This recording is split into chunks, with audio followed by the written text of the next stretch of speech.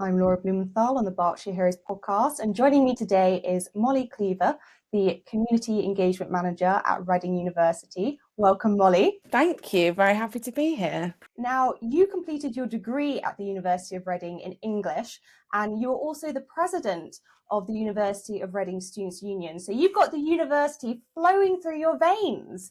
And I'll be really interested to know, what is it about the institution that really attracts you to work for it, to support its mission, and what's it like to work for? Yes, I think when I came to Reading, I didn't necessarily plan to stick around, but often when you talk to lots of residents and staff, um, Reading has a habit of keeping hold of people. I think in terms of the university, uh, I'm very biased, but it's a wonderful place to work. I I love being on the campus. It's why I wanted to come as a student. I wanted that campus-based sense of community. And I think that is what's continued to stand out to me as a member of staff. I don't think I would have stayed here as long if it wasn't for the team that I work with, and how much unconditional support you get from each other, really. And in terms of the local area, it's really interesting when you arrive as a student. You get to know the town centre really well, but it's very surface level. And I think it isn't until you're here for a bit longer and you dig a bit deeper that you truly realise how rich Reading is in terms of its culture and its diversity and for me, its inclusivity. And I just think that's really exciting, and that's a place where I want to really set up for life. There's a huge amount going on in Reading, that is for certain. And I wanted to talk to you, Molly, because it seems to me, and I'm not connected to the university in any way, that the university has really stepped up in the last few years its community engagement. And I wanted to hear from you if that was a conscious decision by the university, and to hear more about what you're enjoying working on, what you see working well when it comes to community engagement. And if you could tell us a bit more about this year's community festival on Saturday, the 17th of May, because it's in its third year, so it's still pretty new, and it's on the beautiful White Knights campus. So it'd be great to hear the inside track on that. Yeah, I think a few years ago, the university made a very intentional commitment to engage better with its local community. We were born out of the local community, and across the sector, there's been that growing sense of civic responsibility that universities have to work with and support their wider community. Of course, many of our staff live in the community as well, and our students, when they're here, they become part of the community, and we have high levels of alumni that stay, like myself. But it's not just about a shiny strategy. It's not just about what we talk about, it's what we do. And that has been a lot of time, and a lot of care in nurturing the relationships that we've built, not only with our immediate neighbours, but more widely across Reading and Wokingham. We're a university that reaches engagement across the Thames Valley. There's certainly an ambition with that to be engaging more consistently across the Thames Valley. But for right now, with the people that we have here at the university, it's about the meaningful relationships that we can build, and it's an absolute joy and it's absolute privilege to be able to work with so many different residents. Again, at the time, I think there were probably a more limited number of organisations that we were working with, so we've made a real conscious effort to expand who we're connected to and who we're building relationships with, and not just doing it as a tick box exercise or because it's the right thing to do, but actually because we see the power in collaborating with local organisations and residents who are trusted within their communities, and the power that brings for us to be able to improve the lives of our community. In terms of the community festival, I think this was a real flagship moment for us. A lot of our work over the last few years has been about enhancing a sense of welcome on campus. So bringing people in, we're not this isolated bubble. We sit right in the middle of a residential area, and we're really proud of that. So how can we take it back to some of those basics of telling people that they're welcome, showing them the spaces that they're welcome, and the community festival has been not only a way to do that, but also showcase some of our wonderful research. And I feel really strongly, in being a research intensive university, that we have to demonstrate the real life benefits. How is our research actually benefiting the wider world and the local area, and how are our academics contributing to that? Partly through working with community-led researchers, training up local people to work with us to deliver research that isn't extractive, that works with local people, again, in order to deliver tangible benefits. The community festival is a really exciting and an accessible way to bring that to life.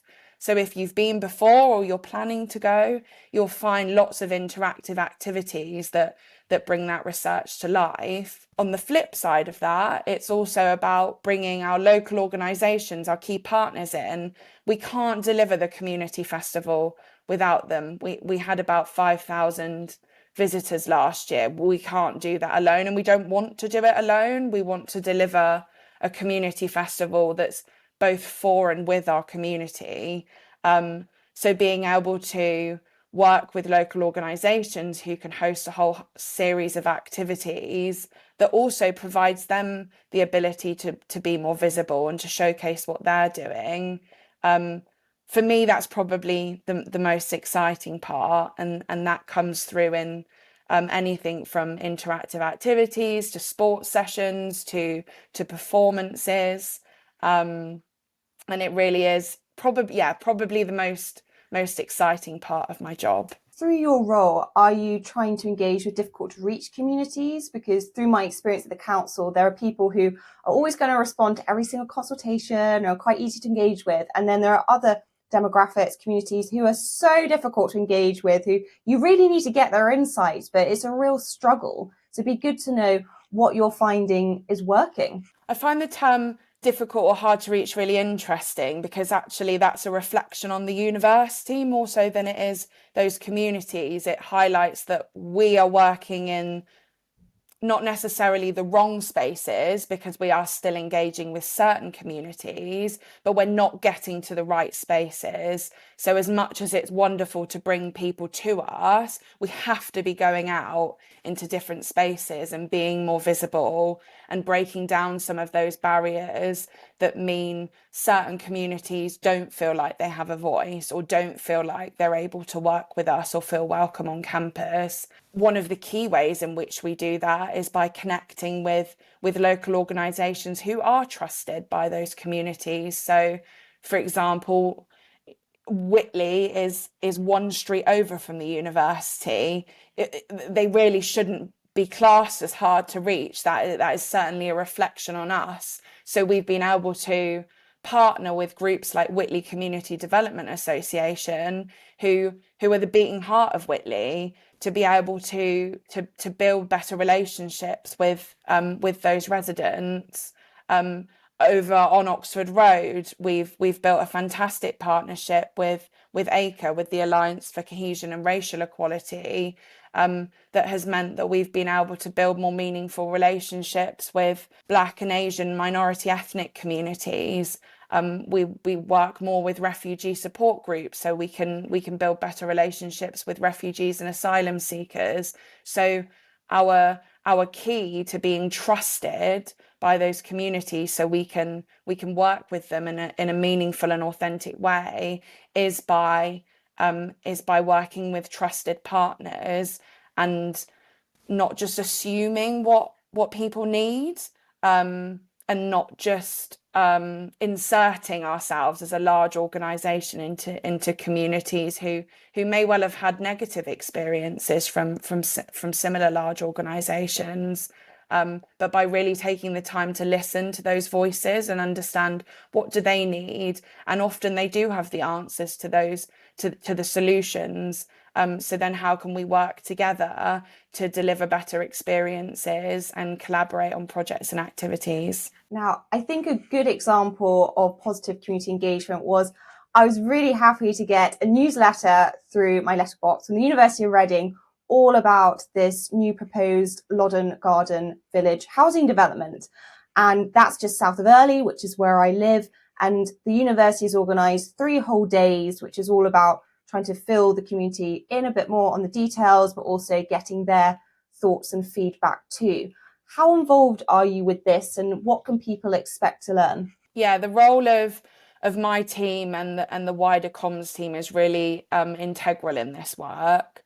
I used to work in the commercial team at the university, so I got good insight into how we run some of our projects and our developments. And what I often find is the frustration from residents is where they don't feel like their voices are being heard. They feel like consultation is a tick box, and it doesn't make it's not going to make any difference to the planning application. Loddon Garden Village has the potential to bring significant change to the local area.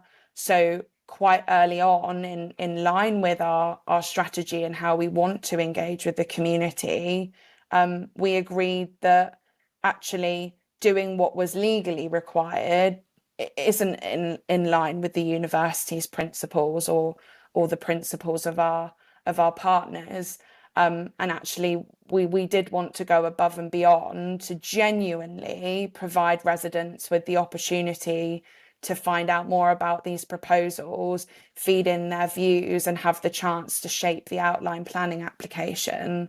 And it's not just about local councillors and local MPs, who are really key and important stakeholders who represent their communities, but the local residents who are going to be living around the proposed site, and particularly those who might not typically turn up to a consultation event. How can we proactively reach out to them to provide them with that opportunity to be able to be heard and to feel that their feedback has genuinely been listened to? And my experience of proposed housing developments is people aren't so concerned about the housing, it's more about the infrastructure or the lack of infrastructure or pressure on the infrastructure. Are people going to get more of an idea of timelines for that infrastructure, for this development? Are they able to feed into when that perhaps should come online, perhaps? So the timeline, as much as we know at this stage, has been shared on our website. It will be available at the consultation events when you're able to meet with the consultants. We've offered a series of area stakeholder meetings and the opportunity to actually speak to us on an individual basis as well. I live in the local area, and I've seen how it's changed over time. And the impact when there isn't the appropriate infrastructure. We're very sensitive to that. We're human beings as well. And I think what's really important about Loddon Garden Village is that it's not housing being delivered in isolation. It is that important infrastructure that we have managed to build a proposal that has factored in existing local need, future local need, from the conversations that we've had with the council and with key stakeholders and with local residents. But also we're listening right now. We know the pressures on school places. We know the pressure on healthcare and dental care. And that has been sensitively factored into the proposals. I also think it's important that when the consultation ends, it's not where the conversation ends, and that we'll be continuing to provide that opportunity to listen to residents, and understand their concerns, and particularly our future generation, our young people who potentially be moving into these houses. They want to stay in the area. I am a young person. There is a pressure with the housing crisis to know where I'm going to live in the future. So it's really important that it's not just the factor of housing that's considered. It sounds as though we'll see what happens with the application, but you want it to continue to be a two-way conversation with residents, that you're going to continue sending out newsletters so people can stay in touch with what's going on, engaging on social media and in the local media to make sure that people are informed but can continue to feed back to you as well. Yeah, and it's not just about development. The university is not just a developer. I think in the past we've learned a lot about our engagement with residents particularly in Shinfield and Arborfield. They've not had the opportunity to see the other ways in which the university works. So we've been very intentional that our engagement with those residents is not just limited around development, but other opportunities in which we can build a positive relationship together. So, for example, we've worked really closely with two schools in Shinfield to utilise our green spaces and create outdoor classrooms for them, which are also open to the public. That's a really positive way in which we can work together. It doesn't distract from the fact that development is and has the potential to have a significant impact on residents, but it doesn't stop us from looking at some of the more positive ways in which we can work together and utilize some of the wonderful green spaces that have been created in the area. And one of your huge achievements personally is you got elected president of the Reading University Students' Union, which is amazing. I mean, I've won in lots of elections, so I know what it's like to put in all that effort and then not know what the outcome's going to be. And what was your motivation for running? And what were you most proud of achieving once you were president? Yeah, so I turned up to Reading in 2016 and I did an English degree because I didn't really know what I wanted to do. It's probably the thing I was best at school. So I turned up in first year and I didn't really have a plan of what I wanted to do when I graduated. And I didn't really know that full-time officers existed. I think as I went through my time at Reading, I had a really good experience. I can talk really confidently on that. I had a brilliant time. I felt really included and I felt really welcomed. But that's not the experience of all students for a variety of factors. And I felt I was in a really privileged position to have that good experience. And I wanted to make sure that I could impact the lives of other students to ensure that they could have a good experience as well. And the role that the student union plays and the role that the full-time officers play presented the perfect opportunity to do that. So I think that was ultimately the driving factor for me wanting to step into that role. I wanted to make the world a better place. I wanted to look at some of the injustices that students face and do my small part to see how I could make a positive change. Did you achieve all that you wanted? Probably not. No, I'm always a little over ambitious and approach things with slight blind optimism, but I think that's wholly a good thing. We were the year where the pandemic hit. So overnight, we went from working 5 days in the office on campus, really understanding how to engage well with students and deliver them a good experience, to suddenly I was living back home and not having that ability to be on the ground, listening to students and representing their needs. That hugely changed the direction of how we worked as officers and what students needed from us at the time. So I don't think anyone can come away from the pandemic saying that they did the perfect job. I think that would be really wrong of me to say. But I would say as a team, we were we were hugely committed and understanding of the huge trauma and challenges that the pandemic presented for our students at the time, and really in that moment being there for them to work with the university to raise the challenges that they were experiencing and how their experience could be improved in the moment. And I am really proud of how we adapted to that. But I wouldn't go as far to say that it was a perfect job done. But I would say in that moment we did the very best we could as a team to represent the students who had voted for us. And what are you focusing on now in your role, Molly? So actually at the moment we celebrated our 99th birthday as a university yesterday. Happy birthday. Thank you. And we are now preparing, or have been preparing for some time, for our centenary. So we'll be 100 years old next year, which is a really exciting and significant moment for the university. So a lot of my time has been thinking about how do we connect and reconnect our alumni and our local community into the centenary? How can they feel part of those celebrations?